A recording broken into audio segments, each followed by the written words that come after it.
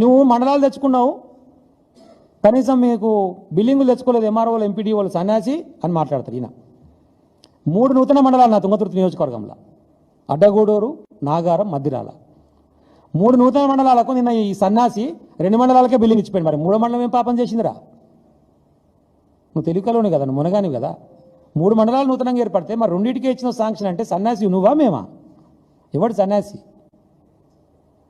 నూతన జిల్లాల ఏర్పాటు, నూతన మండలాల ఏర్పాటు జరిగిన తర్వాత కేసీఆర్ గారు ఒక ప్రణాళికబద్ధంగా ఫస్ట్ కలెక్టరేట్లను నిర్మించుకుంటూ వచ్చారు. ఈ టర్మ్ చేయాల్సింది అదే, మండలాలకు సంబంధించినటువంటి బిల్డింగ్ నిర్మాణం ఈసారి జరుగుతుంది. సరే, ఆ లోపలనే గవర్నమెంట్ మారింది, నీకు ఏదో అవకాశం దొరికింది.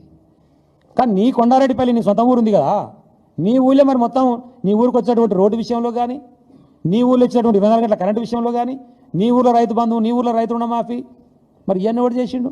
నీ 24 గంటల కరెంటు కూడా మా జగదీష్ రెడ్డి ఇచ్చింది ఊరికి. మరి నువ్వేదో పొడుగు